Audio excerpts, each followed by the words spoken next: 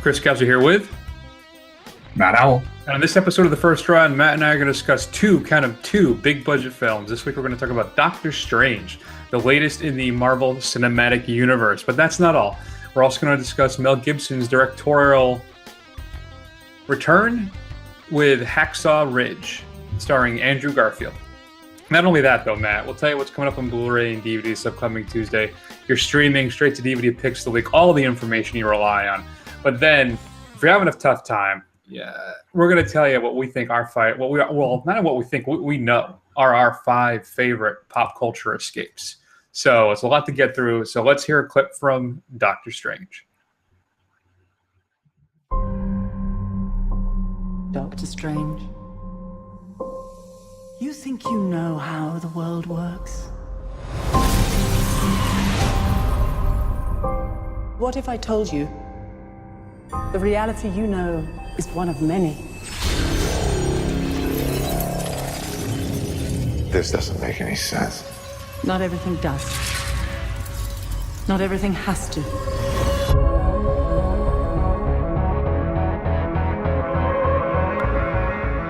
Through the mystic arts, we harness energy and shape reality. We travel great distances in an instant. How do I get from here to there? How did you become a doctor? Study and practice, years of it.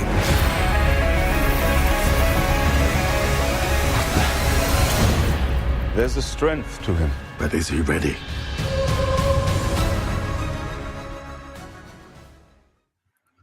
Matt, so that was Doctor Strange, starring the Benedict Cumberbatch.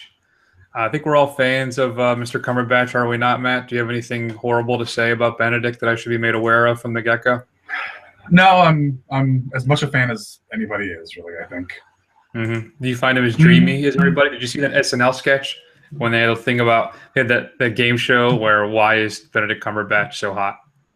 I don't think. I don't know. He doesn't. Granted, as a heterosexual male, he's just not doing it for me. So I don't know. I don't think he's as pretty as everybody makes him out to be. In fact, he may be a little odd looking. He's interesting. Yeah. If you haven't seen the sketch, maybe you should then, because it kind of hones into all that. Yeah. All right. So now we're in what? This is phase 3, right? Are we in phase 3 of the Marvel Cinematic Universe? Yeah, we're in with phase Doctor 3, Strange. Yeah. Mm-hmm. Do you feel? Are we starting to run out of people here? Does Doctor Strange rate his own film? I guess if you want to usher in the magic side of Marvel, right? I guess. Yeah. Sure. Yeah, I don't know. I think we have been running out of people, but I mean they pulled it off before. I mean, look what they did with Guardians of the Galaxy. I think we really enjoyed that. It's probably one of the maybe top 3 of the Marvel films. That's a fair point. Ant-Man is good. Ant-Man was good. Yeah, but this one, I don't know, was a little underwhelmed. I didn't. So the effects were good.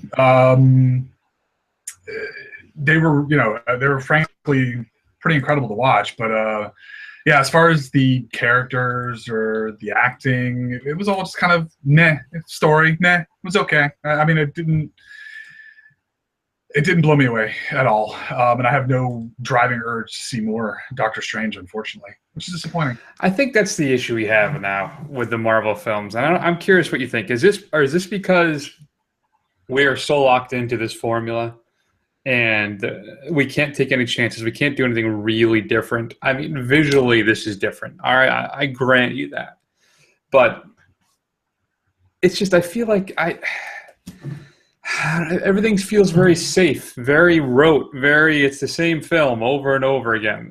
The only thing that had really going for me, I think, is, like you said, great visuals, some stunning special effects in this film. They truly are. You have exceptional cast. You got Cumberbatch, you have a Ejiofor, and then I guess Benedict Wong, Rachel McAdams. Good to see Benjamin Bratt getting some work. Mads Mikkelsen, of course, who I always adore. And then Tilda Swinton. But it just, everything felt like, I just feel like there's a malaise setting in for me, Matt, with these films. Maybe I've reached my saturation point with tepid boilerplate superhero fare. I'm really starting to worry about that. Yeah.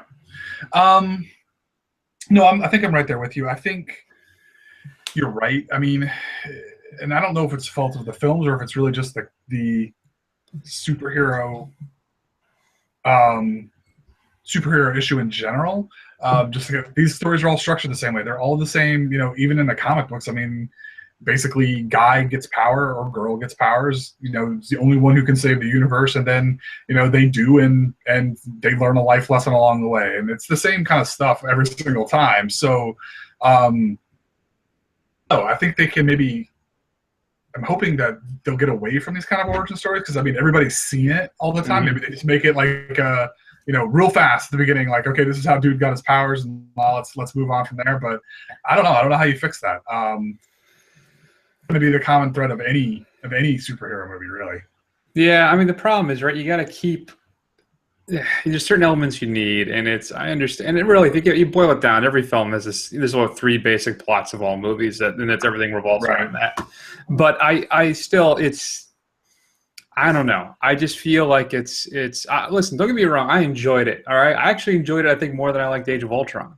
I think that's more on the strength of Benedict Cumberbatch than anything else, and the effects. But it's just, I don't know. It's just, it never really grabbed me. Just visually, it's very stimulating, right? But it's a thin story, and I just didn't. It never really grabbed a hold of me, which is too bad. It's just, I don't know. It's fine. It's fine. You know, there's nothing really memorable about it. It's just another Marvel movie. You know, and you know, and it's successful. All right, what it attempts to do, it does very well. It's just that it's just more of the same. That's all. More of the same. I think the issue with this one really is that it's a character that a lot of people don't have a lot of affinity, you know, vested interest in. I mean, I'm not emotionally attached to Doctor Strange in the way that I am like Spider-Man or something like that. And they didn't.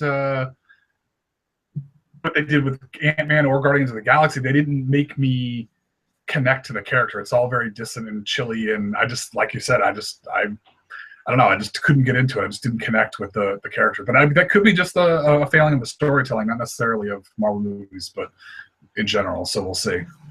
Yeah. I mean, I think that they hit all the points, right? That he's the egotistical neurosurgeon who gets in a car accident and his hands are his life and they get permanently damaged, and he's trying to find a way to heal himself. So they stick, as far as I recall, it's pretty close to everything. We do get to see Dormammu, which I was a little underwhelmed by. I felt it just didn't work for me. I like, of course, I'm used to the Dormammu in the purple jumpsuit with the flaming head, which I guess wouldn't really work if we're being honest. I have the same concern with Steppenwolf in Justice League, because we got a sneak peek of him in the unrated cut of Batman v Superman, and he's all CGI as well. In fact, they stopped filming Justice League, Matt, about 3 weeks ago? Okay. And they just cast Steppenwolf like a week ago. Not really. It's all voice work. So it's going to be all entirely computer generated, and the Flash we saw in BVS just was underwhelming to me. So we'll see, though. I don't know, but yeah. I have another question too, about things not being memorable, Matt. Why have we yet to get a memorable score out of any of these? I can't think of a single score in any of the Marvel films. In fact, the only one I can really kind of recall in my head is Agents of S.H.I.E.L.D., because I watch that basically every week. So it's got the repetition, beat into me. But for all Batman vs Superman's faults, the score for itself is pretty good. At least the opening is, and the Wonder Woman theme just is knocks it out of the park. And most of the DC films, I like Man of Steel's theme. They're memorable. I don't know what it is about the Marvel films. I think I read someplace, so I didn't read the full article, is that they're designed that way.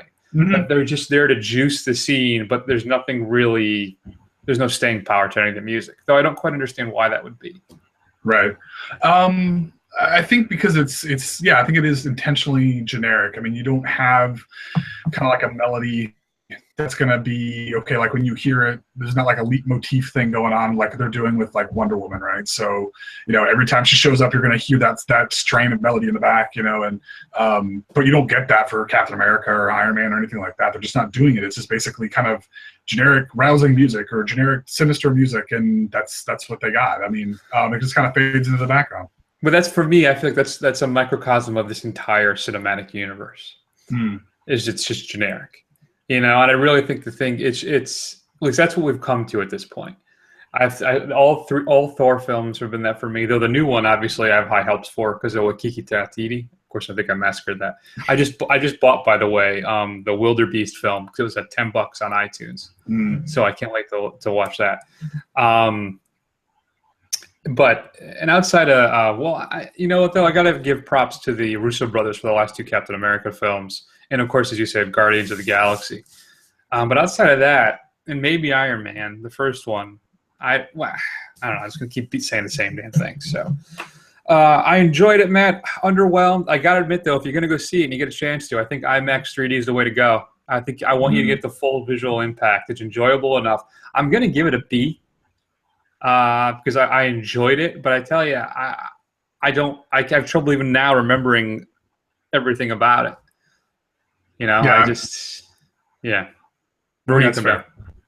Yeah, I don't know. I mean, I would probably give it a B-, I guess. Visually, it's very interesting. I like what they did, but the rest of it is just kind of middle of the road. And I'm with you. I mean, a lot of it I can't remember now, and most of it I didn't get invested in, really. And that's really kind of a shame, but it is what it is. So hopefully they'll do better. Do better next time. Yeah. We'll give you a good job on your paper. I know our discussion is kind of like we didn't like it at all, but I did. I did. I enjoyed it. It's just that when I walked out, I was like, oh, that was fun. All right. Next. Yeah. We'll see if we have the same reaction on Hacksaw Ridge. Matt, though, anyway, if you've got a chance to see Doctor Strange, we'd love to hear your thoughts as always. Shoot us an email at feedback@thefirstrun.com. Matt, hold on. Wait. That's for the YouTube channel. I'm going to tell you what's coming up this maybe a little too much. This was coming up this upcoming November 15th. At this point, I think everybody's going to be, I don't know why you're buying anything now, right? I've been in Black Friday mode for about a month now, outside of, the Wildebeest film thing. But still, it was $10 on iTunes and I had a gift card to get off my back. But I'm not buying anything until Black Friday at this point. So, Matt, one of the big films, Finding Dory, being released at Target. You get a steel book and 4 lithograph cards. It seemed to be the only exclusive I could find. There's a 3D version as well as a standalone. Ton of stuff in there. Audio commentary by the director, some deleted scenes. Piper, the short film, is included as well. Did you see Finding Dory with the kids? Did your imaginary daughter enjoy it?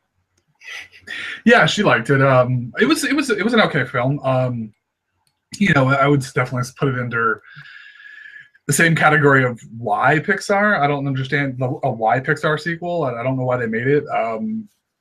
But it was all right. It was basically Finding Nemo just again. Fair enough. What else is coming out? Game of Thrones Season 6, Matt. Best Buy has some cool-looking steel books. Target has a whole separate disc of extra feature called Inside the Fight for Marine. Blu-ray exclusive features, an in-episode guide that digs deeper into the show for every episode. Historics and lore, learn about the mythology of Westeros and Essos as told from the varying perspectives of the characters themselves in 18 history pieces. Those are Blu-ray exclusive, folks. And then after that, you have your traditional special features, including audio commentaries on every single episode, as well as some deleted scenes of count there are 4. Matt, the best show, I think, in television right now, Better Call Saul Season 2 gets its release on Blu-ray and DVD, includes audio commentary for all 10 episodes, a gag reel, a table read of the episode Switch, and some behind-the-scenes additional featurettes that are exclusive to the Blu-ray, about, 3 full ones, and there's probably about 8 little things in each one. Part of the Blu-ray exclusives that you included too are various commercials that Jimmy has shot. Matt, I know you're a big fan of Better Call Saul too as well, correct? Yeah, I'm a big fan of Better Call Saul. It's excellent. If you haven't checked it out, I cannot recommend it enough. It is a different but worthy prequel to Breaking Bad. So New to Blu-ray, Matt, this one ticks me off because I'm going to have to buy it, and it makes me angry. The Force Awakens, the latest Star Wars film, being released in a 3D Blu-ray package. Why, Matt? Because the audio commentary by J.J. Abrams is supposed to be worth the price of admission alone. Really? I've read like 2 or 3 separate reviews of the Blu-ray, and each one of them have praised his commentary, and that it's basically a must-listen to really enjoy the film. And that's pretty much it. That seems to be the big new feature. They poured over everything else from the previous release. And you finally get the 3D version, which you couldn't get before. Matt, the 80s cult classic Chud is being released on Blu-ray. Matt, for the folks at home, what is a Chud? Come on, don't let me down. Something underground dweller or something. Dude, I don't know. I'm sorry. Cannibalistic humanoid underground dweller. Okay. God, I can't believe you didn't know Chud. Well, Caro is giving a brand new restoration on this. It's a 1080p presentation. You include the original uncompressed mono audio and audio commentary by the director with the writer and actors John Hurd, Daniel Stern, and Christopher Curry. I'll jump in on that as well. And the very first pressing of this, you get a collector's booklet that features some new writing about the film. Chud, though, is a cult classic if you haven't seen it. So bad it's good. Dreams, Kurosawa. I think Kurosawa, is it his final film or is Ron his final film? May have been Dreams. But Criterion is giving us this film where it's Kurosawa basically had a whole bunch of dreams and he brought them to life. He filmed them. And it's a fantastic film. It includes an all-new 4K digital transfer, new audio commentary from film scholar Stephen Prince, a 150-minute documentary shot on the set about the making of the film as well. So if you're a fan of Dreams, Criterion is hooking you up. They're also giving us Punch Drunk Love, one of the few Adam Sandler movies that I say I actually really, really enjoy. This is, of course, Paul Thomas Anderson's film where Sandler plays just kind of a lonely guy who finds love. And I love Philip Seymour Hoffman in this film as well. He's absolutely brilliant in it. So, Matt, do you remember Punch Drunk Love? Yeah, you know what? I don't think I've ever seen it. Really? Yeah, I've never seen it. Oh, I've always really enjoyed it. So you can check that out as well. It's weird because, P.T. Anderson does all this serious stuff. This is his kind of foray into romantic comedy, I guess. I don't know. Anyway, they're giving us that. And then finally, or not quite finally, Scream Factory is giving us Dead Ringers, the Jeremy Irons film, directed by David Cronenberg. And the film does include an all-new commentary by writer William Beard, who wrote the book about David Cronenberg, and ports over the original commentary from Jeremy Irons as well from the DVD from like the 90s or something. There's a new 2K scan of the film and a bunch of new featurettes as well. So if you're a fan of Dead Ringers, you can pick that up. Synapse Matt is giving us Phenomena, or as you may know it, Creepers. Did you ever see Creepers? What? Creepers? No, I haven't. See Phenomena. No. What that's the John Travolta movie where he gets super smart? No, that's Phenomenon. This is Phenomena. Okay. Phenomena. No. Phenomena is the Argento film with Jennifer Connelly when she's able to talk to all the bugs. Oh, no. I have not seen that. No. I don't like the fact that you laughed when I read that. Are you belittling me because I own Phenomena on DVD? You do? No, I'm not belittling you for anything. I like Argento. Don't make fun of me. I'm very, very sensitive right now. I can tell. Synapse is giving us a Blu-ray CD, Matt, so you get it's in a steel book, the first 3,000 pressings. It's going to cost you about $45-50 to get it. They did this with Demons as well. There's a 116-minute English-Italian hybrid cut, 110-minute regular version of the film, and then there's the Creepers 83-minute version that was released in the United States. Includes an audio commentary track from Argento scholar and author Derek Botello and film historian David Del Valle, and a bunch of other stuff. So if you're a fan of Phenomena, you can check that out. The CD, of course, does include the original exclusive to this set soundtrack of the film. And of course, it's a Goblin score if you follow for the kids following at home. Matt, another one of my favorite sci-fi films from when I was a kid that I have no idea holds up, Time After Time. Again, Matt, have you seen Time After Time? I have not. I'm batting 0 today. Time After Time is the movie where is it Malcolm McDowell plays H.G. Wells and David Warner is Jack the Ripper. And what happens is Jack the Ripper steals H.G. Wells' time machine and comes to present day, which I think is 86, 87. I don't remember. But I always really enjoyed it as a fun little sci-fi film. And then finally, Jim Jarmusch's Coffee and Cigarettes is getting its release on Blu-ray for the first time. Matt, you're straight to DVD pick of the week because it's been a challenging week. I've had a bad week personally. I won't get into it. Just send them an email at feedback@thefirstrun.com and say, Chris, I think you're cool. Thumbs up. That'll make me feel better. So, Matt, it's Arlo the burping pig. With no friends at her new school, a young girl befriends Arlo, a tiny pig who ran away from the circus. But Arlo's loud belches mean he won't be secret for long, and together they'll learn the true meaning of love and friendship. That's Arlo the burping pig. Well, that sounds fantastic. I'm glad you enjoyed that. Matt, is there anything we should be streaming this week?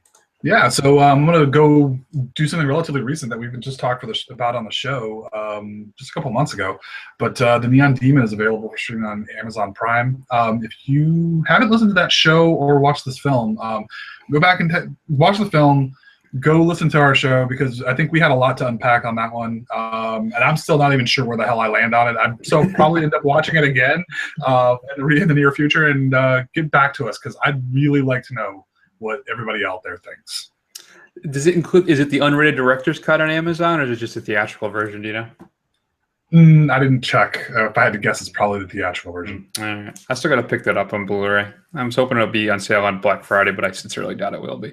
Plus, there's a is it German release that has a lot more special features, and I think it might be region free, though now it might be region B.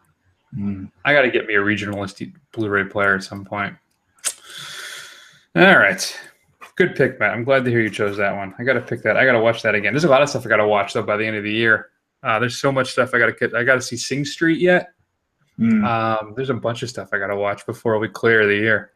All right. Let's take another break, Matt. Come back, and let's talk about the feel-good film of 2016, the one you can take your whole family to, and that's Hacksaw Ridge. Let's hear a clip.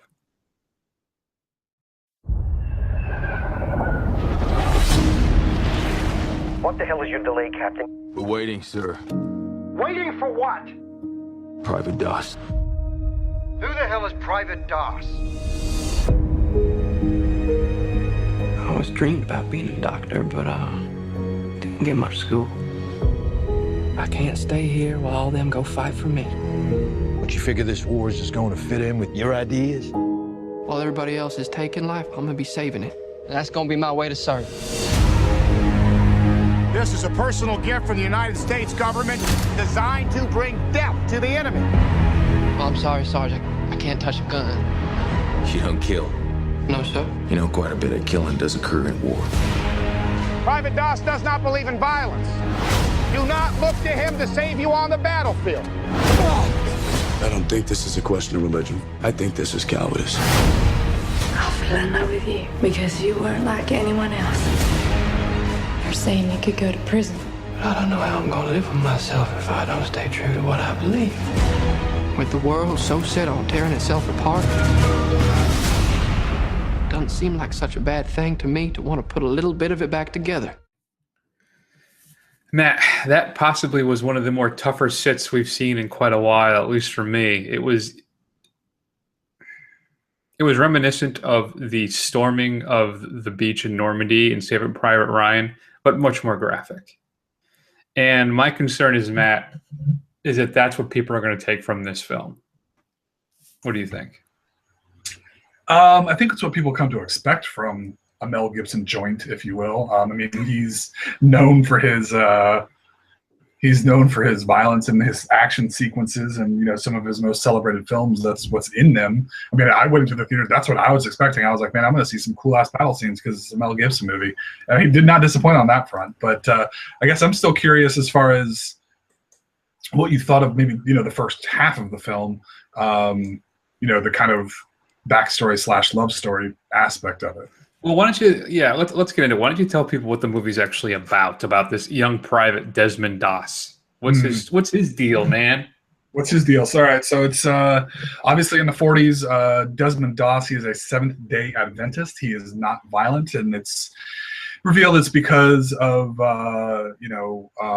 his faith, but also things that he's witnessed throughout his life, things that he's done, and it sets up the backstory where he wants to volunteer. His brother goes and joins to go fight in Europe and Japan, and he decides that he's going to join as well and be a combat medic, which back then were not required to carry weapons. I don't know if you remember some of the other World War II things, the historical things. They don't carry weapons. The medics don't carry weapons. So that's what he decides what he's going to do. But instead, he gives to basic with a rifle company, and the rifle company basically treats him as if he's a coward, and it's kind of like his struggle through that. And then after that, it's he gets to Japan, and it's the fight on Hacksaw Ridge to take a ridge in Okinawa, I believe it is. So that's basically it in a nutshell. And he saves a lot of people. A lot of people. Yeah. 75 people. It said over 75, allegedly. So allegedly, as if it's like we can't really believe it. Yeah. 75 over 75 people it reads. So listen. So talking about the beginning. So we got to set everything up. There's the opening scene where he's fighting with his brother and he hits him with a brick, right? Right. And then I think smartly what Mel Gibson does is he feeds us kind of the rest of the violence in this kid's past throughout the film, or at least the first half, right? Or is it no, it's further along too. When we have the reveal about his dad and how he's dealing with his own PTSD type stuff. And I think he's a bit of a drunk too, right? Do we ever really see him drinking? I can't remember that. Oh yeah, he's drinking all the time. Okay. So he's got that issue going on because he can't handle the stuff that he saw in World War I, and rightfully so. Don't let me say it like it's like, oh, he can't handle it. He's a coward. That's not it at all. I think the film does a reasonably good job of relaying the effects, the mental impact of seeing something like that and being a part of it, which I can't begin to imagine. In fact, one of my notes might here is I write, this is the most graphic, realistic, in quotes, I assume, war films I have ever seen, right? Because I have no experience with that, and I don't think I wouldn't have the guts to do it. I don't think I could. So, but yeah, I think it's setting us up. I think Garfield is really strong in this. I don't know if he's award worthy. I don't know if the film itself is. I think the carnage is something incredible and disturbing to watch. I think the time when he's in basic training is really fascinating for me. I possibly maybe even enjoyed that more than I did the violence of the not that I would enjoy the violence, but just the final third of the film where we're in full rescue mode, but the buildup of his character and who he is and fighting the fact that he won't even touch a weapon, and the ordeal he has to go through there with his colleagues and peers who think he's a coward, or how you may put it. But I don't know. Yeah, I enjoyed it. What I enjoyed too? I really enjoyed his encounters with Teresa Palmer. I thought she was really great in this as well. And I really genuinely felt the relationship. I think that really worked for me. And the two of them were probably a highlight of the film for me, as well as probably as Vince Vaughn, who seems to have slimmed down. So good on you, Vince. But yeah, so I don't know. Yeah. So overall, I think I enjoyed it, if that's really a way you can describe this film. Yeah, it seems to have like a almost multiple personality type tone. I think the first half of it, with him in basic and his life story and his falling in love with his wife and all that kind of stuff. It's a little mawkish at points. I thought it was trying to kind of give you this uplifting sense, and it was just trying a little bit too hard. It came off a little bit. I don't know. I don't want to say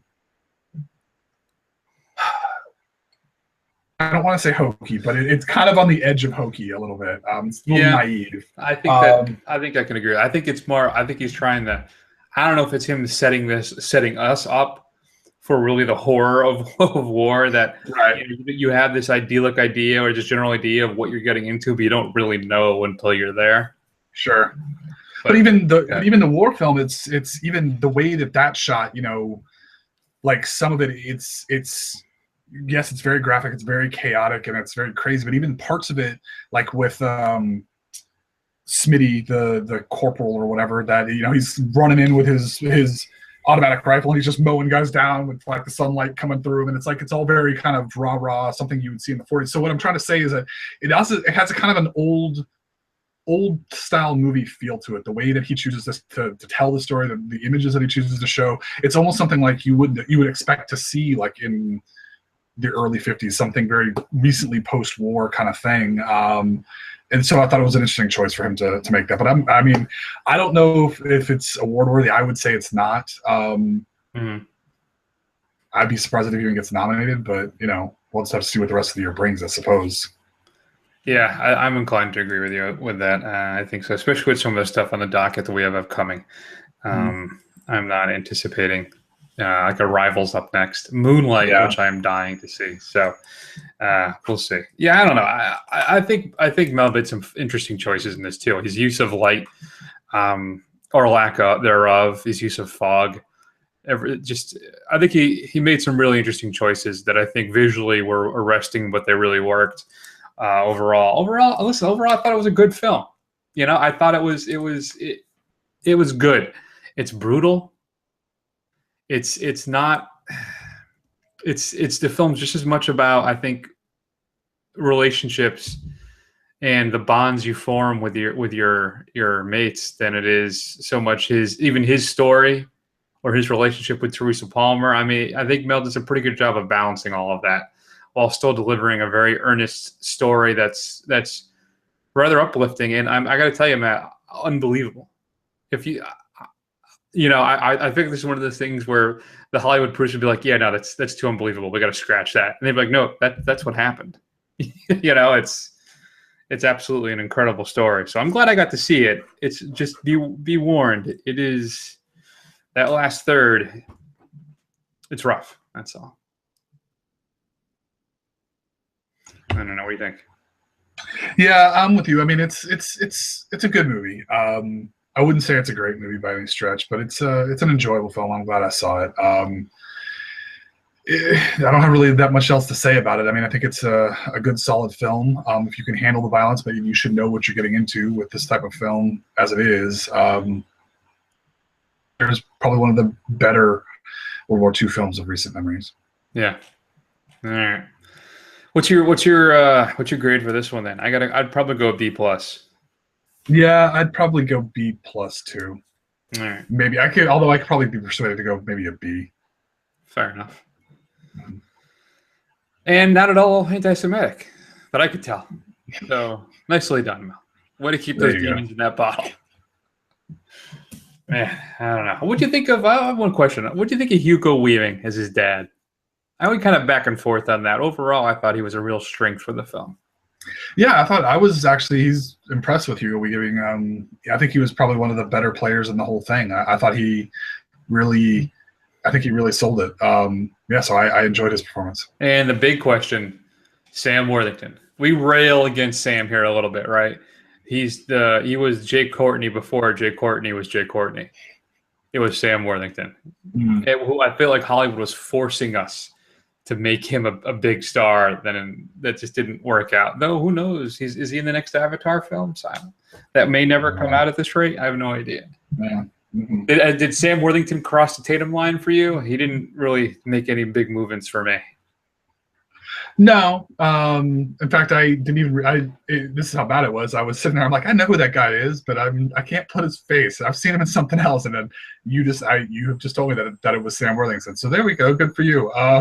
I thought he was fine for the most part. Well, that's good then, right? I think that's progress, because I think before he was very bland, very the Clash of the Titans films too. Oh, God, those are bad. So I guess if you thought he was fine and you weren't pulled out by saying, "Oh crap, Sam Worthington," then I think that's a victory in Sam Worthington's column. So good for that. Good for him. He's edging closer and closer to the line. That's it. All right. Shoot us an email, feedback@thefirstrun.com. Tell us your thoughts on Hacksaw Ridge. Matt, one more break, then we're going to discuss what we think our 5 favorite pop culture escapes are.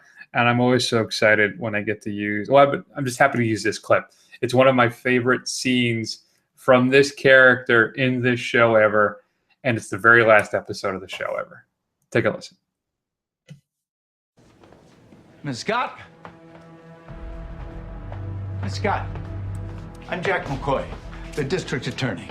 We need you to talk to us. I know you know what a subpoena is. Just how far up your ass is your head? A member of your union is threatening to shoot up a school. Really? I find it hard to believe any teacher could be pushed over the edge. What do you think did it, Mr. McCoy? Is it being micromanaged by the Department of Education, or having all of the responsibility and none of the authority? Or is it having to dig into their own pockets to pay for classroom supplies? Or maybe it's being abused and assaulted daily by students and their parents. You get no argument from me there.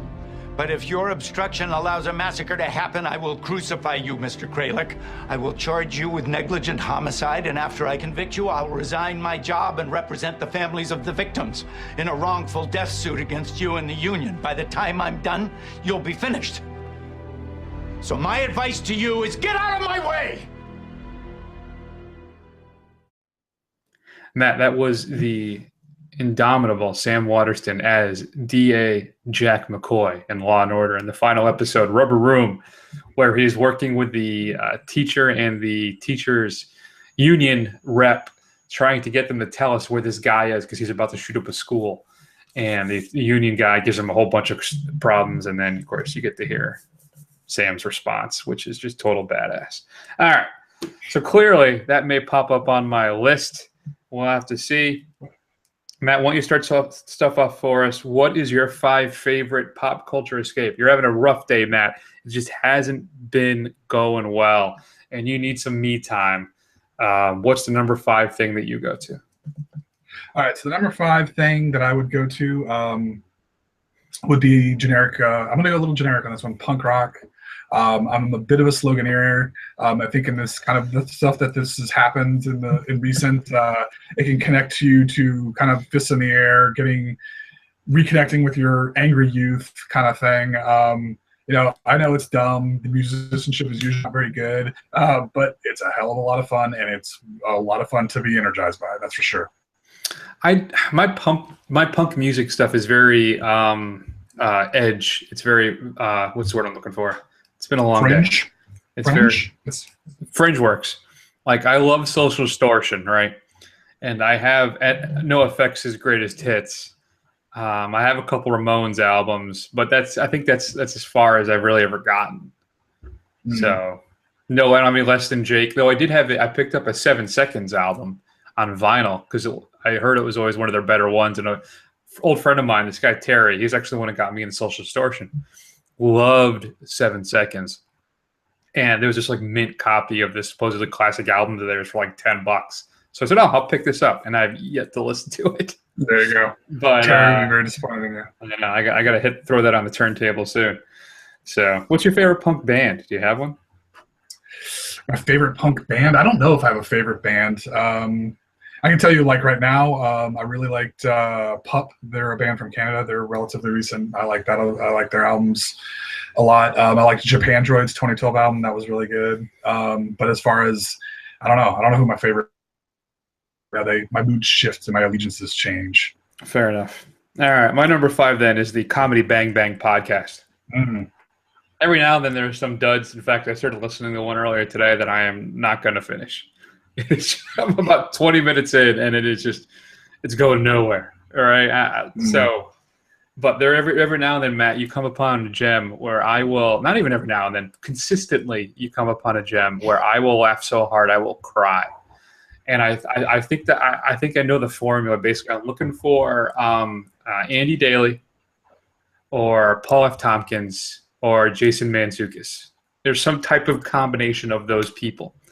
And it's absolutely always delivers for me. If you're not familiar with Comedy Bang Bang, there's actually a TV show on IFC that's ending actually shortly.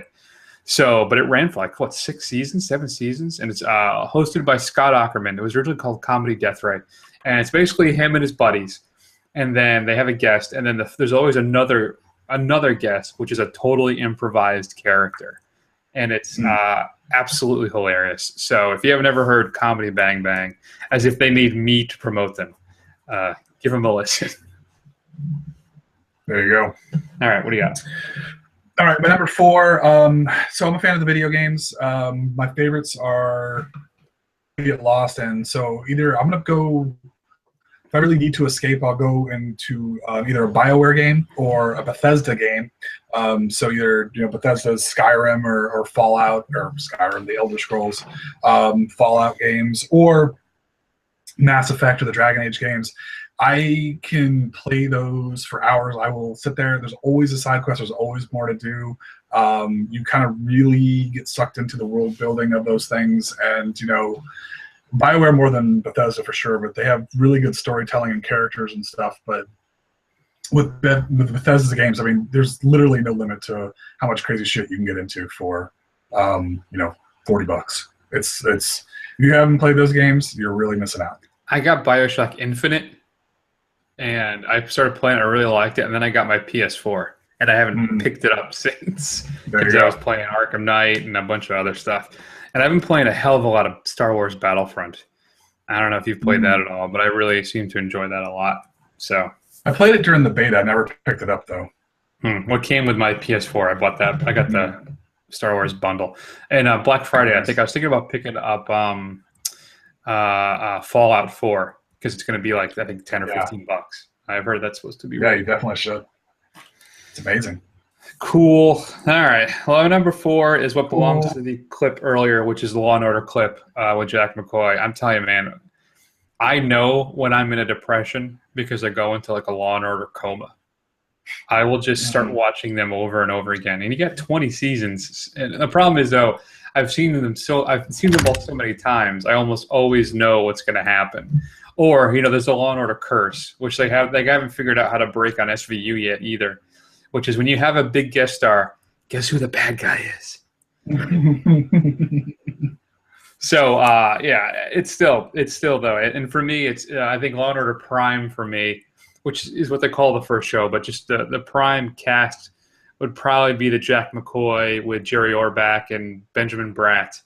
I think that's the wheelhouse years when they were all kind of together. Though I gotta admit, the last 3 years of the show, when they retooled everything, right? They promoted Sam Waterston's character into the DA role, and they brought in Linus Roach, and they changed the detectives up as well. I thought it was really good again, like back in the heyday, good again. Unfortunately, it only lasted for another 3 seasons.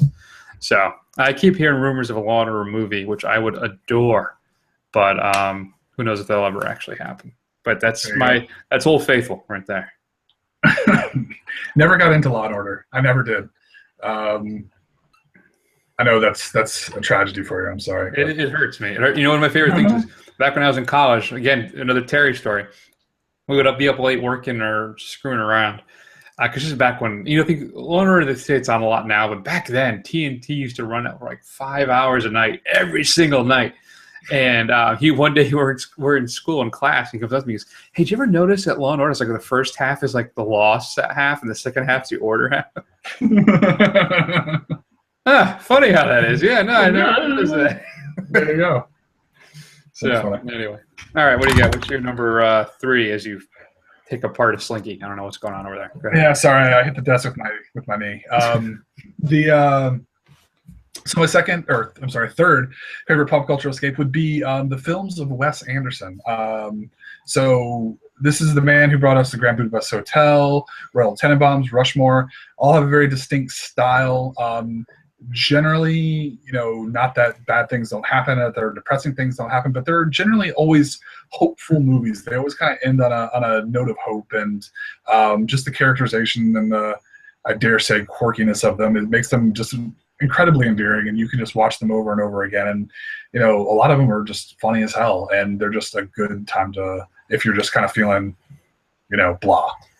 Yeah, I think that's a good pick. I haven't seen, I don't seem to repeat Wes Anderson films. I think the one I watched the most is Tannenbaums. Yeah. Seems the one I revisit the most. But I love the last one, so I don't know. Maybe I should rewatch that. Does he have anything new coming out? I haven't heard anything in a while. I haven't kept up, though. I'm not sure. Just Budapest Hotel. That was the last one, right? Yeah. That was like 3 or 4 years ago at this point, right? Yeah, I think so. Interesting. All right, good pick. My number 3 then, I'm staying with television, Matt, and that's Mystery Science Theater. Oh, good one. You want to talk about making me laugh so hard I cry. I'm telling you, man. That show, here's the ones you got to watch, right? You got to watch, I'm doing myself a memory there, so bear with me. I Accused My Parents. Manos. Not Space. Oh, God, what's the one with Biff McMahon-Huge? It's not Space Jam. Anyway, you'll know. If you know the show, you know what I'm talking about. And then there's the one, too, where they're another Mike Nelson one where they're fighting the cult. That one's a classic one as well. So anyway, there's so many great episodes of Mystery Science Theater, and they're coming back, which, Matt, I can't wait. I cannot wait. I'm terrified and excited all at the same time. But I see the talent, the writers they have working on, a couple of them, too. The guy from Community is going to be one of the writers on the show. Mm-hmm. So there's a whole bunch of people that are involved with it. So I'm really excited about it. I already donated my money. I should be getting my swag soon, I think. And it's going to premiere on Netflix next year. So Mystery Science Theater. You know, a little secret, Matt. I don't know if you know this, but you can pretty much watch almost every episode on YouTube right now for free. There's nice. There's kind of secret ones in air quotes, but there's also Shout Factory has the distribution rights, so they actually have annotated episodes on YouTube on the Shout Factory channel, which explain the references in real time while the show is playing. It's actually kind of fun. If you haven't seen that, you should check it out. Oh, and Mitchell, which is Joel's last episode, is another classic one. There's so many. I could spend all day talking about it. But Mystery Science Theater 3000, that's my number 3. All right, so my number 2 is I'm going to cheat again. Maybe 2 of the greatest sketch comedy series ever, and they're both pretty short, and they're a hell of a lot of fun to watch. I'm, of course, talking about Mr. Show, which is a very influential sketch comedy show with Bob Odenkirk and David Cross. That's where Scott Ackerman got his start. Yes, he is. Yep. Taint Misbehaving. And I texted Scott Ackerman, I tweeted him a picture of him on Taint Misbehaving, and he favorited it and texted and tweeted me back. I was very impressed. Ooh, that's awesome. That's my brush with celebrity.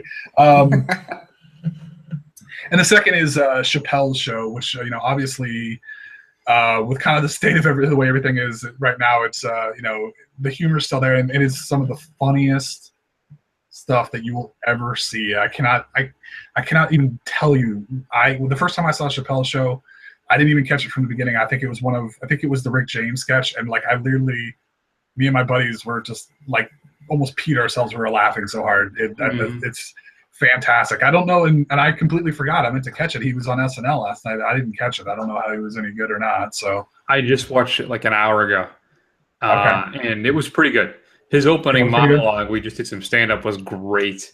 Okay. And for the most part, it was really good. Tribe Called Quest was on as well. I know. Another, kind of big deal for me and you, I believe, as well. So, it was a very strong episode. Okay. So, there you go. Yeah, that's good. No, there's a good show, too. Not on my list, though. I guess I'm doing an honorable mention right now. Strangers with Candy. You remember Strangers with Candy? Oh, yeah. Sad. Amy Sedaris, Stephen Colbert, and of course I don't remember the other guy's name, which is I feel horrible that I don't remember. Alan. I lended season 1 to somebody, Matt, years ago, and I never got it back. So, but I don't remember who it was at this point. Oh, okay. But I picked it up used for $3.99 just this past weekend. So I'm very excited about that. I'm going to watch them all over again. All right, my number 2, Matt. For films, this is the one I go back to all the time. This is when things are really dark, Matt. When I feel like there's just no hope left in the world, and I don't know what I'm going to do with my life. It's the original Superman from 1978. Nice. I don't know what it is. I think it just transfers me back to when I was a child. And life was full of possibilities, and nothing could really hurt you, and just the opening with with John Williams' opening starts, and then the curtains pull back, and you have the black and white, picture of the Daily Planet or the globe turning, and then it becomes I'm telling you, man. Every time I watch it, it makes me feel warm and whole and happy. So that's my number 2. It's the original Superman from '78. Christopher Reeve, getting it done. Getting it done. Pure Reeves. Pure adrenaline. Yeah. All right. So my number 1, it's an enduring message of hope and how we can work together, and it has one of the greatest, thoroughest worlds out there that you just kind of want to keep exploring. Of course, I'm talking about Star Trek, and I'm not like Chris. I'm not limiting myself to Kirk and company. Man, just go through it all. I mean, granted, it gets way weaker after you get through Deep Space Nine, but it still has its charms. It still has its fun. It's just a setting that I want to learn more a part of. There's just limitless stories with it. I just love the optimism of that world. And granted, as funny as like why does anybody do anything if nobody's getting paid? Don't think about it. Just go with it. And it's a great show. I mean, it'll just make you feel good about it, give you back some of your lost faith in humanity if you need it. So. Mm-hmm. Yeah, Star Trek 2 is on that list for me too, but it's just basically Star Trek 2. Yeah, I know. But yeah. All right, so you got the ultimate number 1. Why don't you lead us home? I know what it's going to be, but go ahead. You know what it's going to be? Yeah. Or do you use the word who? I use the word who. It's the thin white dude. Uh-huh. It's David Bowie. Yeah, it's whenever things get bad, Matt. And I got to tell you, I was thinking about it today. 2000, outside of me getting married, which was one of the greatest, if not the greatest moment of my life. This has been a really horrible year. Horrible year. Look at all the people who have died. David Bowie, Prince, Leon Russell today. Mm-hmm. This has really been a horrible year. And I would go back and forth with different music, different musicians, different groups, different stuff. Since David died, I've almost been exclusively listening to David Bowie. And just going back, and he died in January, man. It's November. And but the good thing is stuff keeps coming out. That last album, Black Star, it's incredible. Absolutely a stunning final album. And they released just a few weeks ago The Lazarus, which is the stage recording of the play he wrote. And it's the recording of the night that they found out he died. They told him, and then the show happened, and they recorded that and released it. And then it includes his final 3 songs, his versions of songs he wrote for the play that weren't previously released. They're pretty good. But Black Star is absolutely fantastic. I think it's probably in his top 5. In the bottom for me, top 5, but in the top 5. But I think one of the things about Bowie too, Matt, is that it's just that everybody has a Bowie. You're right. He covers so many different genres of music. No matter what you like, you're gonna find something. Right? There's the 80s pop Bowie, which is where I started. I was making an 80s mix cassette, Matt, and I bought Changes Bowie from Ryko to get Modern Love, Let's Dance, and China Girl. And then I just listened to the rest of the disc and fell in love. And then from there, I bought every album. Every month, I bought a new album. And I'm glad I was then, because I got all the Rykos, which have all the bonus tracks that, for the most part, a lot of them still have not been re-released since. So, but then you have your glam Bowie, you have your art rock Bowie, you have your techno, jungle music Bowie, you have all of that stuff. So, yeah, he's the one for me. That's where I go. That's the first place I go, and I'm still there right now, sadly. So we'll see. Rest in peace, Thin White Duke.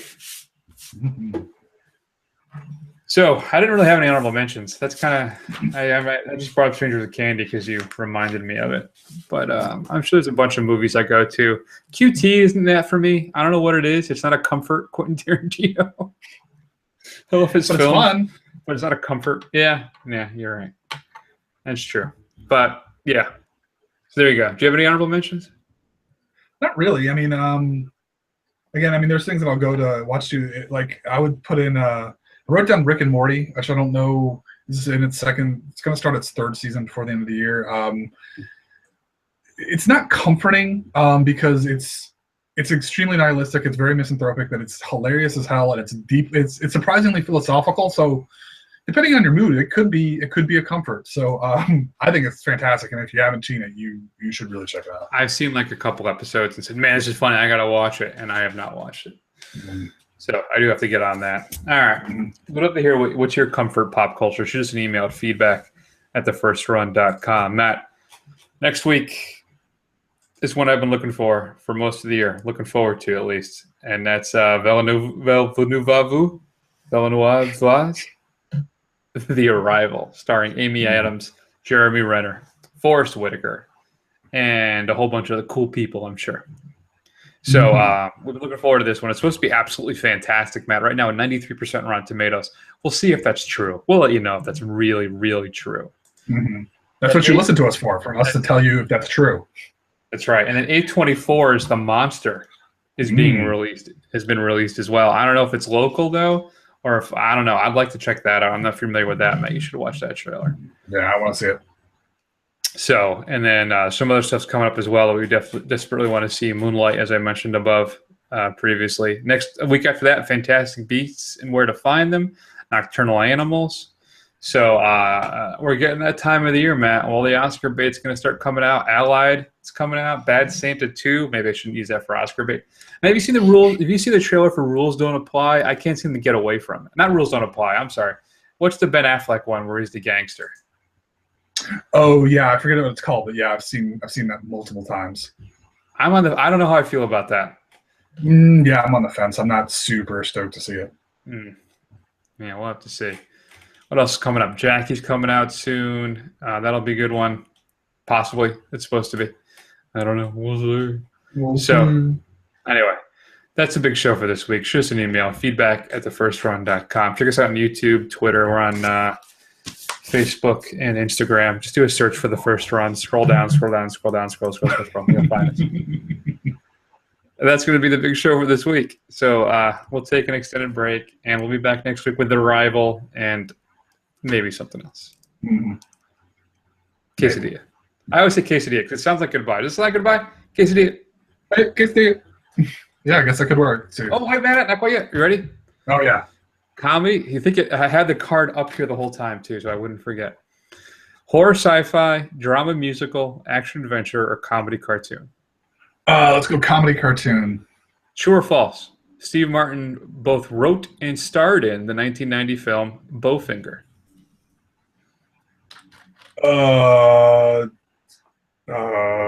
No, false. Congratulations on your first wrong answer. It is true. Okay. He did write it. So there you go. All right, goodbye. Damn it. All right, goodbye. Good night, guys. Bye.